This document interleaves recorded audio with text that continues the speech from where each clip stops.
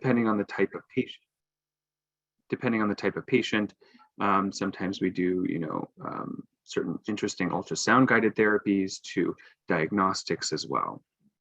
We usually do this pretty much in all settings, really where patients live.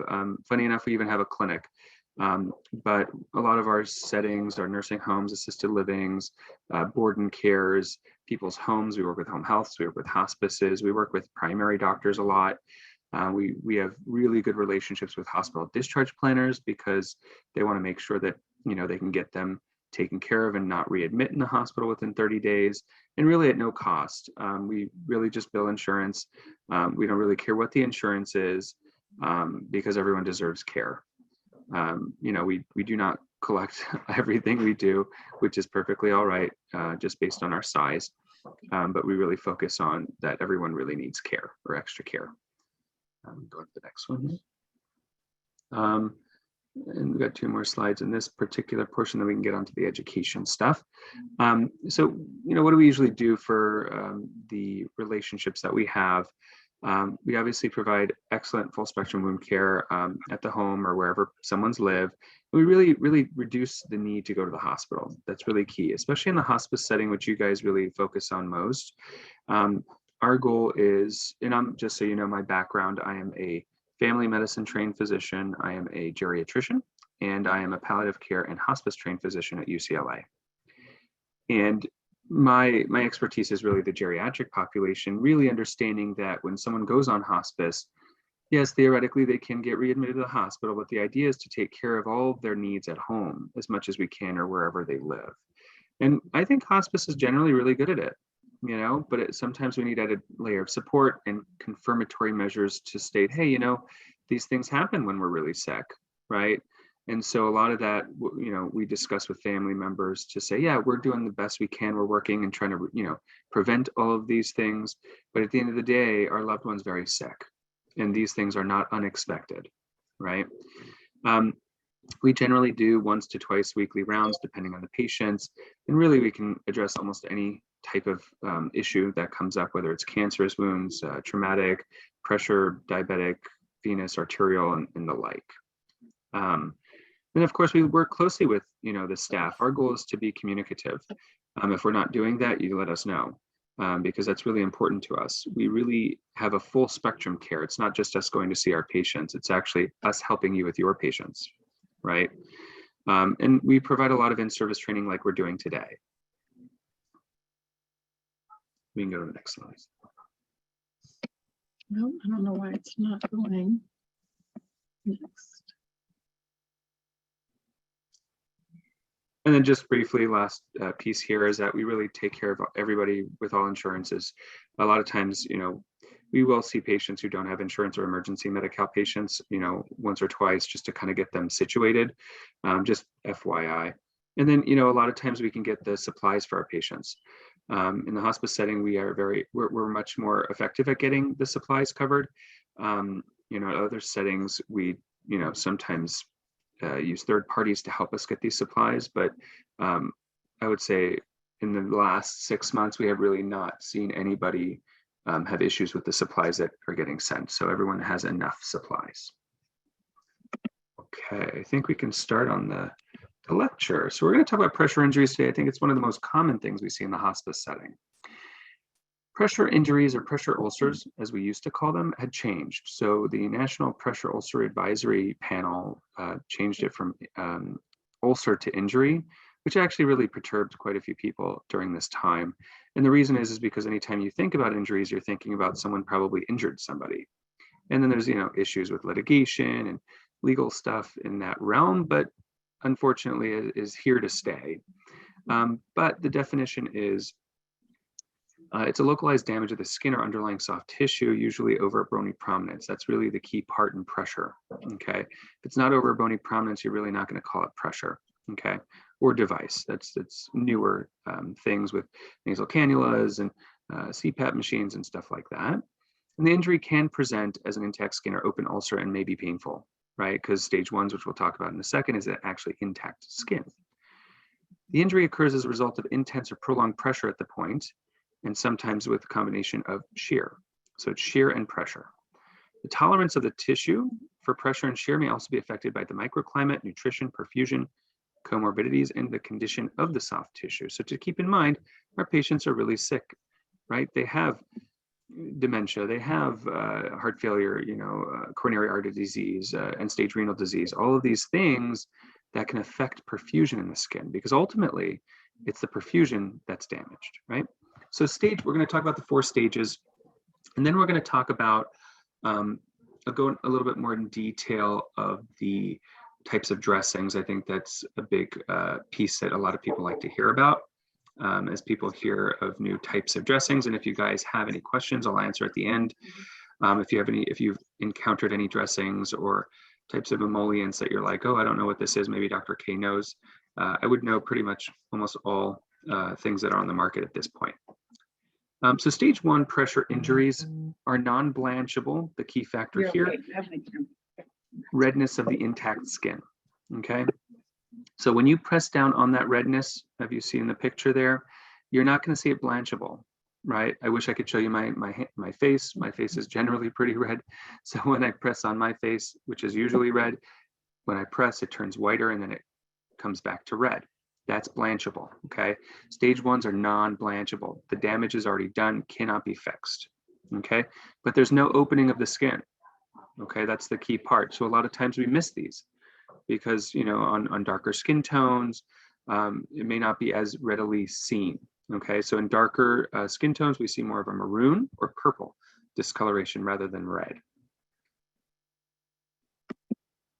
Stage 2 is where there's partial thickness, okay? Not full thickness, which we'll talk about in a second, but partial thickness. And really the key here is that think about it in 2 ways, okay? There's 2 ways to think about it. It obviously has to be due to a pressure area, but it kind of reminds you of an open blister and or a skin tear.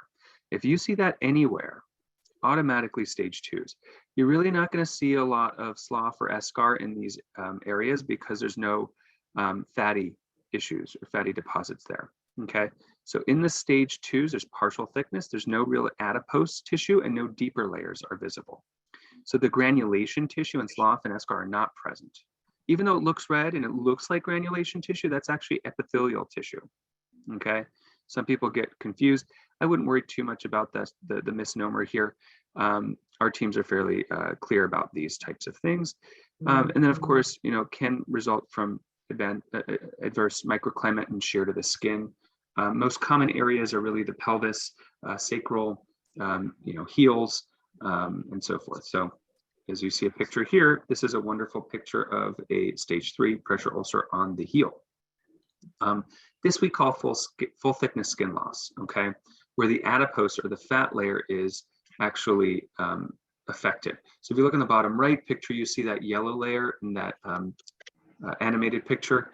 The yellow layer is the fat layer. Once you're in there, you're automatically at a stage 2.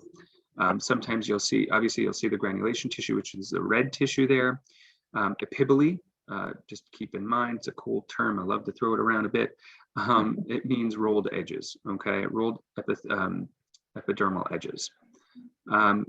In this particular case, the depth of the tissue varies by the anatomical location. So, certain areas like on the heel or on the knee even, if it's a pressure-related issue, it may get quicker to stage 3 and 4s than otherwise because there's less tissue underneath the areas, okay?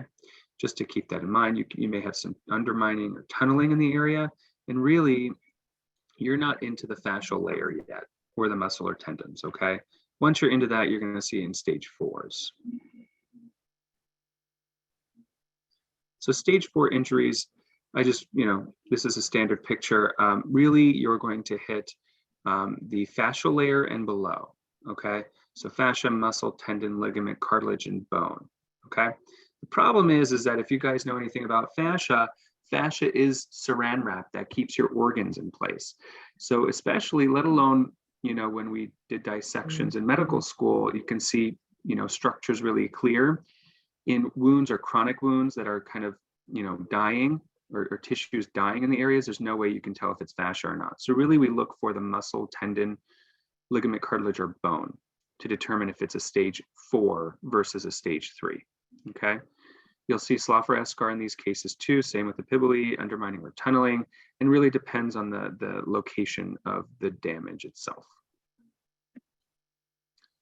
Please feel free to reach out and ask any questions, if you have any questions about the staging at all. But we're going to go into a few more staged things here that Medicare has kind of added on to. So you guys have heard of unstageable pressure injuries. So we at West Coast really like to use unstageables in cases where the vast majority of the wound is covered by some type of dead tissue. Okay, it doesn't need to be 100%. It could be 50%, it could be less, as long as we don't know what's underneath. Okay, so if I can't make a clear determination of what underlying structure is there, I'm going to call it unstageable until we clean it, cut off the dead tissue, and then figure out what's underneath. Okay. Generally speaking, when you do cut out the dead tissue, the likelihood of it being a stage 1 underneath is pretty nil. Okay. So really, you're going to see a stage 3 or 4 under that. Okay. So if anyone has an unstageable, we cut off the eschar, or lots of different ways that we do this. Once they get it cleared up with all the dead tissue away, you're really going to be at a stage 3 or stage 4. The likelihood of a stage 2 or 1 is not going to happen. Okay. And then generally, I use this determination and keep this for your clinical knowledge too. If there's an eschar, dry eschar on someone's heel, and we've determined that it's pressure and not really much else like diabetes, you really want to keep it there. You don't want to remove it so much. And the reason is because it acts like a biologic barrier to protect the underlying skin to heal. Now, if it's boggy or it smells and it's not straight up dry, then I would take it off, because then you're worried about bacteria festering underneath. Okay. Deep tissue injuries, or DTIs, you guys have heard about a lot in your training and your practice. Generally speaking, I think people use this in the wrong ways, especially in the nursing homes. When we see patients, they'll call anything a DTI. A DTI is a deep bruise, right? It's maroon in color. That's pretty much all it is. Medicare doesn't like us so much to use the terminology because I think it's confusing for a lot of people.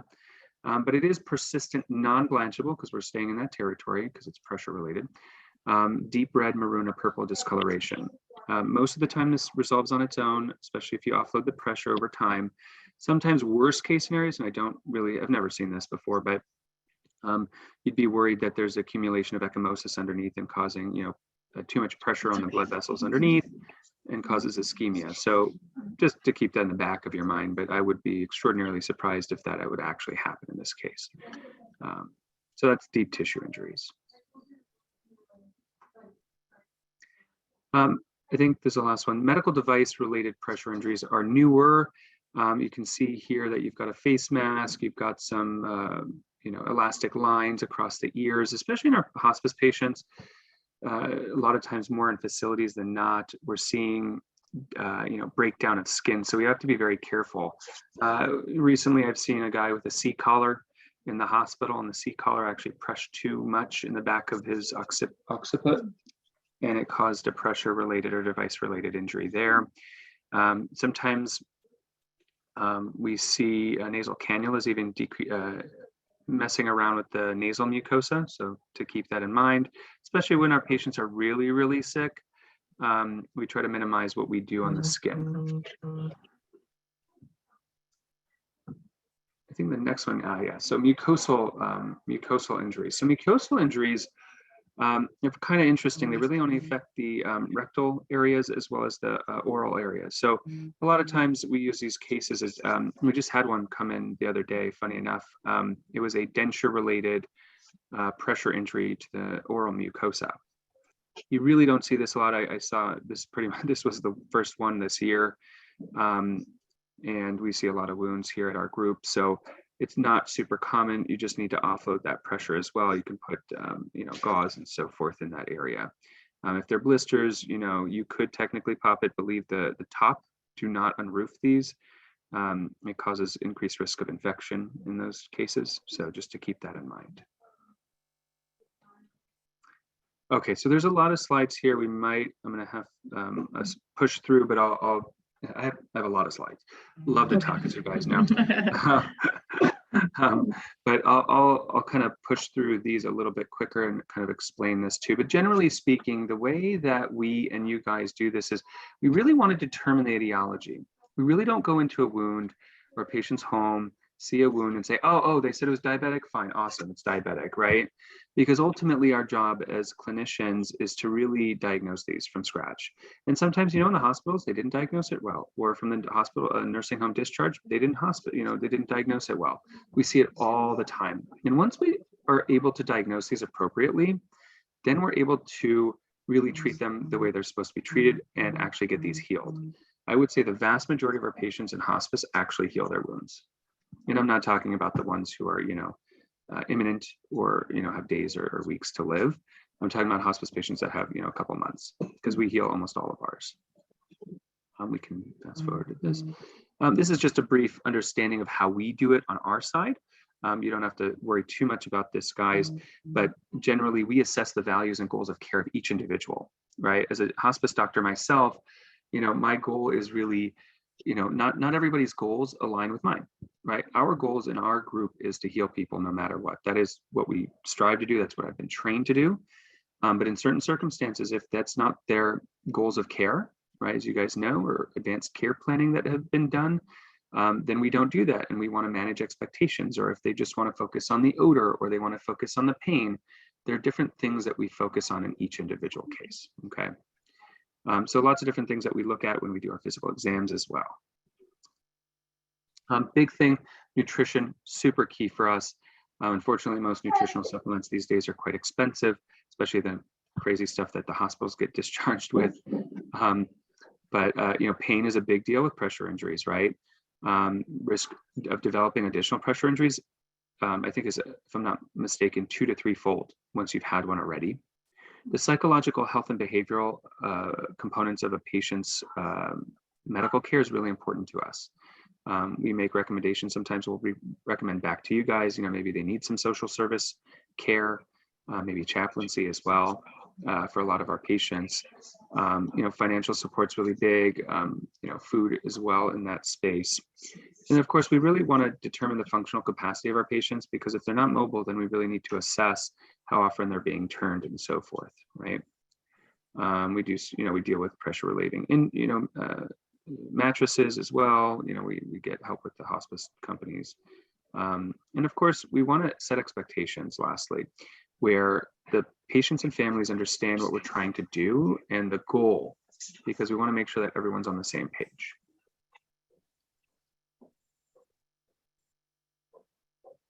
We can skip this too. Just briefly, we like to clean our wounds. As you can imagine, I've got a lot of information here, but to keep in mind, there's a lot of research on this. I'm a big research guy, okay? So the potable water, or like regular drinking water or tap water, is perfectly fine to clean the wounds with. The Cochrane Review did studies on this comparing to normal saline. It's pretty much the same. So in my opinion, I don't really care to use normal saline unless it's there. Okay, they can take showers in their wounds. Really, none of that really affects the wounds, just to be very clear, according to the most updated research in this country. Okay, we'll stop here for a sec. Just to briefly state, there's a lot of different types of cleansing solutions from the previous slides. You heard of Dakins, you've heard of Vash, all that stuff. Really, you guys should just keep in mind the only reason to ever use that stuff if it's a wound is locally infected. Okay, please don't use it any other reason. It's not useful, it's not helpful, it's very expensive either for the company or for the patients. Dakin's much cheaper than Vash, although it's much more caustic because it's acid. You are cleaning the wound with acid solution that literally stings patients if they have any feeling there anymore. And it's really good for cleaning, deep cleaning wounds that have local infections. And really, you're only supposed to be using it for up to 2 weeks. Okay, so just to keep that in the back of your mind. On to debridement. We love to debride. The reason is because we're a surgical group, clearly. Yay for us surgically.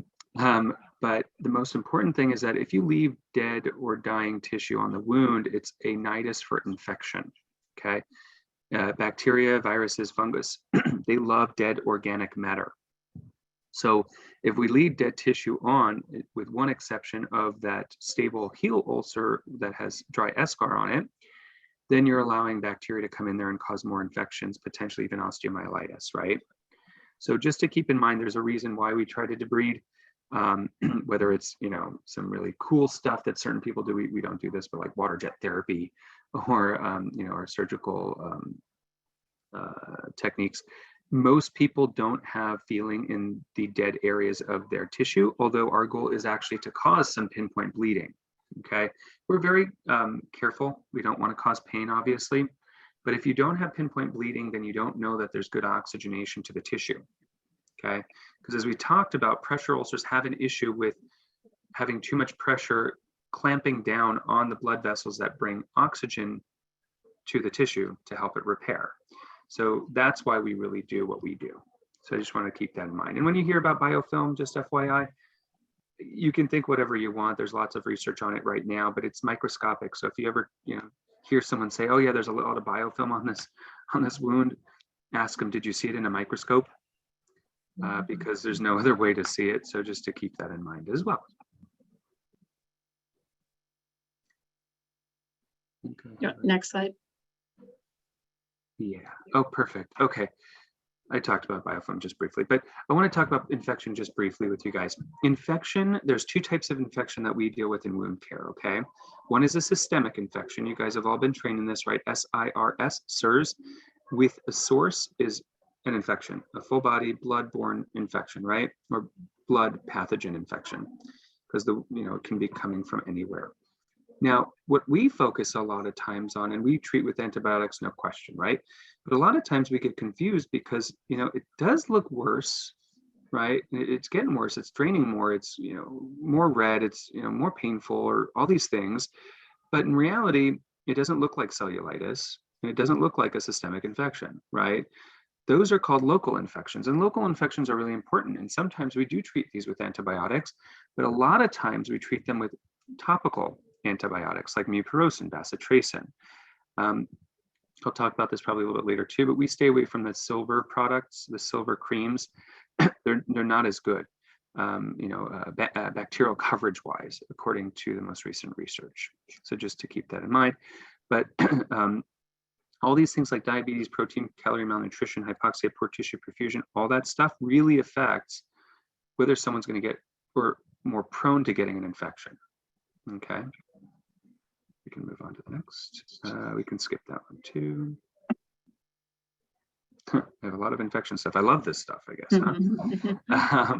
Sometimes, just briefly, sometimes we do swabs, okay, even while they're on hospice. And the reason is because sometimes when you have a history of like antibacterial resistance, we really want to make sure that we're treating with the correct antibiotic, even though we're not afraid of more resistance as they're, pretty aged. We want to make sure we're not treating with something that can't work, right? So just to keep that in mind if you see us do a wound culture here and there. Perfect. So in the realm of treatment, we're starting now. So we kind of talked a little bit about diagnosis, a little bit about what to look out for. In the treatment realm, we really want to optimize the host response. Okay, so we're actually using all of the stuff at our disposal to help the body then work to make all this work, right? Work to heal. So we look into nutritional status, right? We look at any contamination, right? From pets, right? I don't know if you guys ever seen pets scratch at wounds before. Oh my goodness gracious. Or, you've seen patients' homes. Some people do live in squalor and it's okay, but you need to understand that that is a high risk for them to get contaminated or get infected, right? Big thing here, consider use of non-toxic topical antiseptics for a limited time, which we talked about, to control bacterial bioburden. Those are like the Dakins and Vash solutions. And then, we can talk about iodine components and silver components a little bit later. There's lots of different types of antibacterial or antimicrobial things that people have used to prevent the bacteria from growing in these areas. Let's see here. One thing to say here is medical grade honey. I love honey. Lots of people have different thoughts on honey. Honey in general, and we'll talk about it a little bit more later, but honey has really good antimicrobial coverage, actually better than silver sulfadiazine. Okay, Silvadene, that's Silvadene for you guys, or Silvazorb. Those really don't have as broad coverage for bacteria as honey does, funny enough. That's why we like it. It's fairly cheap. And then generally speaking, topical antibiotics are not recommended for treating pressure ulcers. So like if you've got metronidazole gel, please don't use that on wounds if you're treating for antibacterial components. Metronidazole gel and metronidazole crushed up tablets are good to put on wounds to help with the odor, but not so much the actually bacterial components of this. We can move on. Aha, wonderful. So we'll talk a little, probably the rest of this time here on dressings. I'm a big fan of dressings. There's so many out there that people bring up or talk about or use. Our group is really big on generics. We don't like brand names. We have lots of different companies coming in all the time trying to, in a weird way, hawk their products. But we have done a lot of the research ourselves. The Cochrane Review, which is a large database of studies, and they do their own quantitative research to determine specifically the wound care dressings realm. Let's say if you're comparing certain companies' uses of alginates, almost all of them are pretty much the same. So in our perspective, using one alginate versus another doesn't make a difference for us. Okay, so just to keep that in the back of your mind. We select a wound dressing based on the ability to keep the wound bed moist, need to address the bacterial bioburden, the nature and volume of the wound exudate is really important, the condition of the tissue in the ulcer bed, as well as the peri-ulcer skin. Obviously, our size, depth, and location make a difference. If there's tunneling or undermining, and then obviously goals of the individual with each ulcer. So if you take nothing from this slide, most importantly, when we're determining the type of dressing that we're going to use, we focus on two main things. One is how wet it is, and how infected or dirty it is, okay? Okay, first we're gonna talk about hydrogel. So you guys have seen this. This is one of the most common and actually one of the oldest types of wound dressings on the planet Earth. I can't tell you anything about space, don't know about space, just so you know. But the properties of the hydrogel, it gives moisture. So you do not want to use this for wet wounds, right? You use this for wet wounds, you're going to cause maceration, too much damage. And when you have too much moisture, too much bacteria grow there, right? So it donates moisture and absorb exudate, okay?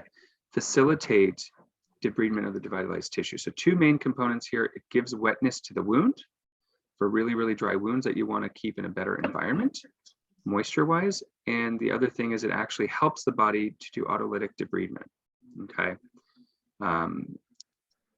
You can use this in shallow wounds, minimally exudating wounds, dry or painful ulcers, that's fine. It comes in sheets and gels, lots of different formulations of this stuff. Most of the time I've been seeing this in gel formations, but just be really, really careful. Don't put this stuff on and cover the wound and don't see it in a week. I would be extraordinarily surprised if this doesn't just break down the whole wound because it's really wetting, okay? A lot of the change dressings selection that we have in these slides here are really the manufacturer guidance. That's not our guidance. Our guidance is all dressings should be changed every 2 to 3 days. If you're having to change the dressing every day, there's something wrong, okay? Sometimes, we have to re-educate our providers as well, but everyone comes from a different background. If they're needing to change the dressing every day, there is something wrong, meaning there's probably too much bacteria, or there's clearly an infection, or we're using the wrong dressings. Lots of different things that could go on. But in a standard case, 2 to 3 days is pretty standard across the board. And of course, caution, don't use this in heavily exudating wounds, infected wounds, or maceration or excoriated of the peri-wound area. And just so you know what peri-wound area means, so if you're looking at a wound and it's circular, the tissue that's viable on the edge of the wound is called the peri-wound area, okay? And of course, there's different types. I don't even know at this point, probably hundreds of different companies that make this stuff. I could care less what the company's name is. We generally, just from our practice guideline perspective, we have this as part of our guidelines, but we really don't see a lot of dry wounds. I'm not going to lie, most of our wounds are pretty gnarly, they're wet, they're infected, especially by the time we get them. So we generally tend to use a little bit less in the scope of our practice of hydrogels. Hydrocolloids. Okay, some of you guys may hate me today or by the end of this lecture. I use this really, really strongly. I don't like hydrocolloids. The reason I don't like hydrocolloids for the majority of the wounds that we treat, and the wounds we treat are generally stage 3s and 4s, at least in the pressure ulcer category, because they are occlusive to moist environment, okay? So if, let's say you have a wound that's draining, even moderate exudate, okay, and you put a hydrocolloid there and leave it on too long, that's going to macerate the wound almost instantaneously because there's no way for that moisture to go, right? We'll talk a little bit later about, you know, gauzes and stuff like that, but hydrocolloids are completely impermeable to water. They're literally waterproof, okay? They're made from cellulose. That's awesome. They are probably good in really, really wounds we don't see, I guess. You could theoretically use these in stage 1s or 2s. I wouldn't go beyond that ever, and it's dangerous. Some people, you know, have lots of different things to say about hydrocolloids, but we generally don't use this ever. It's not part of our formulary. We don't recommend it, and even on the boxes, it says 3 to 7 days, which is really dangerous. So God knows why they're still out there, but don't use them in infected wounds and highly exudating wounds at bare minimum. And there's lots of different companies out there that try to say, oh, there's new, you know, formulations in this hydrocolloid. It's a hydrocolloid with something else, and it's even better, it can soak up more drainage. And then I unless they can prove it in research, we don't believe that. Alginates. I love alginates. They are wonderful. Not just that I always get to say, if you've ever been to the beach and you see seaweed that, you know, goes up onto the land and there's little circular pieces, like circular bulbs, and you squeeze them and they like pour out a bunch of water, think about alginates. So I get to say that every time I give this lecture. It makes me happy. So it's made from seaweed, which is really, really interesting, and it's hugely absorbent and hemostatic. Hemostatic means, static means to stop or to not progress, and hemo means blood, right? So it's to stop bleeding. So if you have minimal pinpoint bleeding or even a little bit, you know, heavier, you can probably put alginate there and it will stop it, okay? You may not need to use a silver nitrate or anything like that. And so the big component or portion here of the alginates are really, they're highly absorbent. They're not super absorbents like others that we'll probably touch on a little bit later, but they are pretty absorbent. So we use this almost, I would say 75% of our patients. And the reason is because the most of them are draining and we want to soak that up. We do not want this wound to get too wet. That is so detrimental to the wound, and it'll throw you back weeks, okay, if not months. So you can use it in moderately or heavily exudating wounds. You obviously don't want to use it in dry wounds because it's not going to do anything for you, but it won't hurt either way. It comes in strips or sheets that conforms to the shape of the wound. I usually cut these sheets into like strips so that you can pack them pretty well. I like packing in tunnels and undermining as well. And then, you know, on the box, it says remove it every 2 to 7 days. I would never do that. It's usually 2 to 3 days. And so just to keep that in mind. You can irrigate it. It makes it a little bit easier to come off because it dries up pretty quick. Sometimes it keeps wet and it looks like it's wet and it looks like it's wetting the wound. In fact, it's not. It actually pulls it in. The chemical components in there actually pull the water out, and it may look wet, but it's not adding any moisture to the wound, which is really cool. Usually you'll need a secondary dressing on top of this as well. So either a gauze or super absorbent or ABD or something like that. And then caution, don't use on dry wounds or necrotic wounds. Lots of different companies for this. And if you have any questions about alginates, just feel free to ask as well.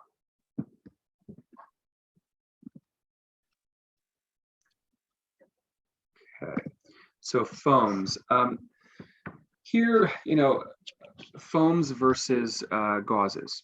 Okay, so foams, according to Medicare guidelines, they'll really only give you one every 7 days. And the reason is because they believe, for God knows why, that these foams can soak up so much drainage in 7 days that you won't have to change it, which is truly, it does not make any sense to me. There's no perfect wound that needs that little drainage, and foams can't absorb that much. But generally, they are absorbent dressings. A lot of times they're more expensive, so we generally don't recommend them. We'd rather recommend a bordered gauze in a lot of cases. And especially if the agencies or the patients have to, pay for them. And then the nice thing about foams really is they actually come in different shapes and sizes, and it kind of conforms to certain sacral ulcers specifically. But in our research, and actually according to Cochrane as well, foams and bordered gauze, bordered gauzes are fairly comparable. I would say maybe foams are about a day or so better, but really not important enough to make that determination. So foams generally are a secondary dressing or an outer layer dressing, and they do work fairly well. Comes in many sizes and shapes, as I said, and pretty much you change it when it's visibly saturated according to most of those boxes, but 2 to 3 days is our standard. Theoretically, they say don't use on dry, sloughy, or necrotic wounds, and then beware of maceration. I don't know where this comes from. You can really use it on anything. It's not like it's soaking up dry wounds, right? So it's very safe in that way. There are foams that have the stickiness throughout the entire, not just the border, but the entirety of it. I don't like those as much because they can actually occlude some of the moisture that needs to get out. Ooh, transparent films. I put stuff on here that I don't like. So transparent films, we generally do not recommend these because they're also water impermeable. Nurses like you guys use these for lines, as you can see on the bottom right, peripheral IVs. I would never use it on sacral ulcer ever. Don't do that. It'll open up to litigation if that's the case. I've been on a few cases where they've used stuff like this, and it's pretty bad. They are completely on water impermeable. So the only places that we use transparent films are with wound vacs. Okay, when you're putting on wound vac, which we'll talk about later too, you've got this big piece of foam, put it in the wound, and then you need a transparent film on top of it to keep it in place, where you can then poke a hole for the vacuum itself. Okay, we don't use these. It's just a thin piece of membrane, doesn't absorb anything. It keeps everything intact and in the same location. So if it's at all draining, it is a high risk to decrease and really worsen the wound. That's probably all I'll say about that. Ooh, Cadextrum iodine. You guys probably don't see this a whole lot. I trained at the VA through UCLA's programs, and I saw this all the time. This was the only facility and location I've ever seen this being used. Just briefly, it is iodosorb. Iodine components are antimicrobial, which is great, but they also look brown. So if you use this in the sacral areas, it sometimes gets confusing when you have stool in the area too. So we don't really like to use it, let alone they say, yes, it does change color to purple. It's not a normal like bright purple you guys think about. It's like a brown purple. So it still is confusing if you're going to use them in those areas. But there's so many other products out there that can pretty much do the exact same thing. We tend not to use iodine-based components. Honey, I love honey. Honey is my friend. Why do I like honey so much? So, as a physician, we were trained, and every physician's trained this way. If you're going to give something to somebody or a patient, try to make sure that it hits a few components that they need. So for honey, it's an antimicrobial, which is great. It's also, it lends some debridement capabilities, okay, which is really great. It's not amazing, but it does debride slough, but it also rehydrates the tissue as well, especially if it's a little bit drier side, okay? So it really lends 3 main components. I love it. You can use it for infected, non-infected. Comes in pastes or sheets. Usually in alginates, we use it. The pastes aren't really covered by Medicare. For some reason, they don't believe it's medically necessary or medically difficult enough to get. But it's usually in another component. Truthfully, I've seen honey with hydrogel. I've seen honey with everything, really. So great option. Some people don't believe in this option for some godforsaken reason, but it's usually the surgeons that I work with. I love honey, and it works really well, and my patients heal really well from it. So silver components. I wish it was the bottom right picture, but not everyone's that lucky. So the properties of silver impregnated dressings are it's really antimicrobial. Okay, it helps with the bacterial electron transport. That's the kind of pathophysiology behind it. But silver products, anything with silver, alginate with silver, it just adds that extra layer of antimicrobial coverage. Okay, it's in a lot of different things, so it's not a bad thing. It just costs a little bit more to purchase than a standard dressing. Collagens, we really like collagens. Not for everybody, but certain patients would really, big wounds, we use collagen a lot to help really migrate the fibroblasts and keratinocytes to make a lattice framework for the cells to build off of. We usually use them stage 3s and 4s. It's on the more expensive side. I think each packet, which is 1 gram, costs about I think $10. It could be. I think it's something like that. I forget it off the top of my head, but it's not cheap. Comes in all shapes and sizes, powders, dressings. You can cut them, all this different stuff. Generally speaking, it helps as a primary dressing in direct contact with the granular layer. So if you have like a wound that's eschar or slough, please don't use collagen on it. It's going to defeat the purpose, and it's just a waste on money. You need red granulation tissue to help the collagen work well. We change every 2 to 3 days as standard. I think we're almost to the end here because I wanted to leave a little bit for questions. The negative pressure wound therapy, I'm really not a fan. I know some people will say, oh, well, these surgeons love negative pressure wound therapies because they're the ones that don't have to see the patients after they put them on, right? You guys probably have taken these things off. There's leaks randomly. It doesn't work. It's a weird place. You have to cut and do art projects every time you need to put this foam in there. I get it. I'm in the same boat. I do not like them. And partly because there's a lot of relative and absolute contraindications to using them.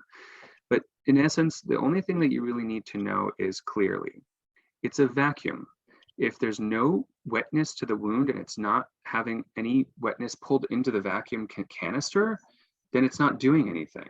One doctor told me once in the past that he put it on even though there wasn't any drainage because it may, theoretically pull the edges of the wound together because of the suction. And I said to him, that's really nice, but I've never heard of that in the history of medicine. So just to keep that in mind, you will see negative pressure wound therapy. We do recommend it every blue moon for really difficult cases, but the vast majority of the time get discharged from the hospital to a home care setting, and we'll discontinue it because it's just not as effective. It's not helpful. They were really intended for post-surgical wounds in the OR to help buy time till the skin laxes, and then they can pull the skin closer to close by primary intention healing. So they're really in the chronic wound space are not appropriate in my opinion. And this is just based on research. I don't know if this is one of the last slides. I just wanted to throw up here like an example of lots of different types of wound assessment charts that I guarantee you some of the wound care supply groups have given to you guys. Don't get me wrong, this is not mine, so whatever it says here, don't worry about. But I put this on because if you see where it says clean and infected, this is how we actually start our algorithm. So we determine, first of all, if the wound is clean or infected or really dirty, meaning slough or eschar or dead tissue, right? And then we look at the wetness or dryness of the wound and then determine what kind of dressings and what kind of treatments the patients really need for those cases. So just wanted to throw that out there for you. This is one other, this is from Up to Date. There's so many different types of algorithms here for different types of wounds. This is just one example of, we have our own, and it's really based on what we see works and what the research actually shows. So just to keep that in mind. I think this might have been the last one. There we go, look at that. And I've got a little bit of how to refer patients to us. really any of the, the vast majority of the time you can send a face sheet in a doctor's order and we're good to go. It doesn't hurt to have extra if you do have the information so that we can make a better determination earlier than later. And we're here to help you guys. Thank you. I'm going to hit stop share, and then it looks like we do have a couple of questions. Awesome. So let's see.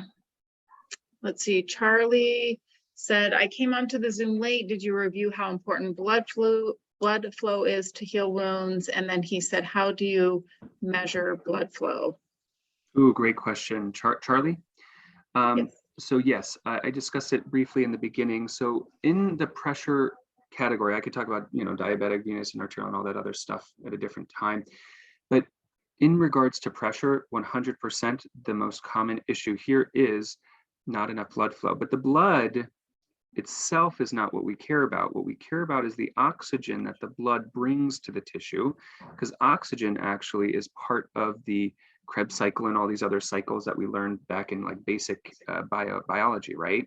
So that's really important for healing. So offloading and all these other things. Now, in terms of determining what type of diagnostics we can use for perfusion, there's lots of stuff we do. For leg wounds, I mean, if they haven't had an ultrasound recently, we're automatically going to get one. And they're really cheap. They're not expensive things to do.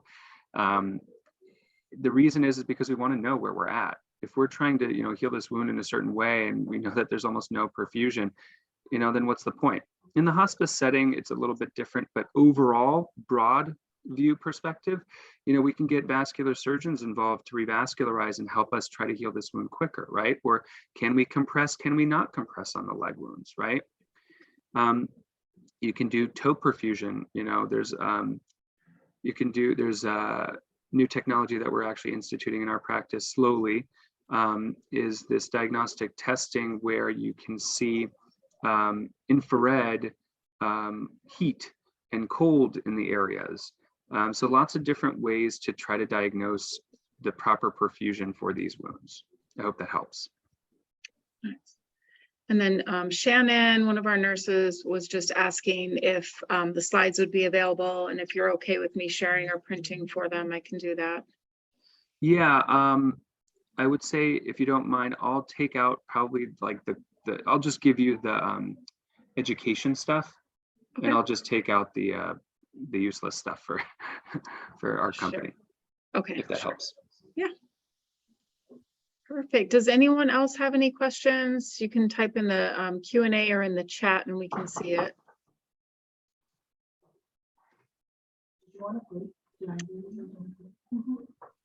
Let's see, we have a question from Mary. Does this apply to a wound caused by a vehicle accident regarding the treatment used? Great question, Mary. So yes, traumatic wounds from NVAs can be treated fairly similar. So as I say, each wound needs to be identified and diagnosed appropriately prior to determining, but a lot of the treatments are fairly similar because irrespective of how they got the wound, they now have the wound. And so we still need to identify, right, if it's, wet or dry, or, dirty or clean. So those are really, like, I would say, global perspective on all different types of wounds. We always look at that as one of the first things, and then we determine, okay, then how to treat this. So, MVAs, really even, venous, arterial, diabetic, pretty much almost everything. I would say cancer wounds are an exception, because cancer wounds are usually an issue with overgrowth. Okay, so in those cases, we try to decrease growth. And I wouldn't say that these are, still, if it's dirty, we clean it, obviously. And if it's wet, we try to dry it too. But in terms of the other therapies that we use, we're trying not to grow new tissue. In those cases, we're actually trying to decrease the tissue.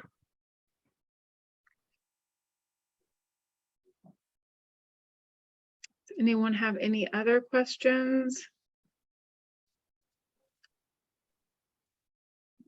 We have a few more minutes.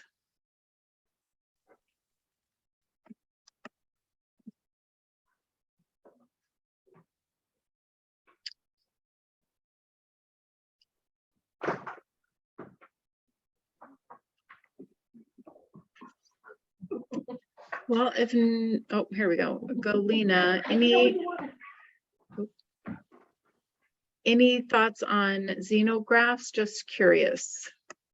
Yeah, great question. So we do grafting in our practice. It really depends on the type. It ultimately comes down to the goals of care of this patient, right? Xenografts or different types of grafts that are used like biologic dressings are good in cases where there is an intent to really heal this as quick as possible. We do use grafts even on hospice patients because the vast majority of our hospice patients have a bit time to live and their wounds are actually healable. We don't do it on every single one by any means, and each one is individualized, and I actually review almost every case. So in xenografts or allografts, different types of grafting in this realm are really big right now because the technology is there. A lot of them are, sometimes they're synthetic, sometimes they are biologic, like placental membranes and stuff like that. But we see some really good results on them. It's a good question. And then we have Shannon. She said, not a question, just wanted to thank you for the presentation. It was awesome. Exactly what I was hoping for, especially when to use what. Oh, my pleasure, you guys. And if you guys have questions too, you can always ask our teams. And, we're always available. I love talking. I love, educating, because the more that you guys know, the more we can work together in a way where we're all kind of on the same page, and it helps the patients not have to be at odds with different people based on how we're treating each wound. So that's great. Thank you. Well, thank you very much, Joey and Dr. K. We really appreciate your time and all the information.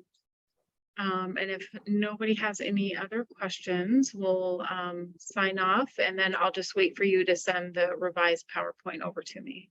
You got it, and I'll send it in a couple minutes. Okay. Yeah, thank you so much for having us. You're welcome. And maybe we could do like an email chain after where I can follow up with the presentation, and then I can include like our pamphlet with our fax info and some other information. If your nurses ever need us, we're happy to help. For sure. Cool. Thank you. Everybody. All right, have a great day, everybody. Yep, have a good day. Thank you. Bye-bye. Bye, guys. Very informative.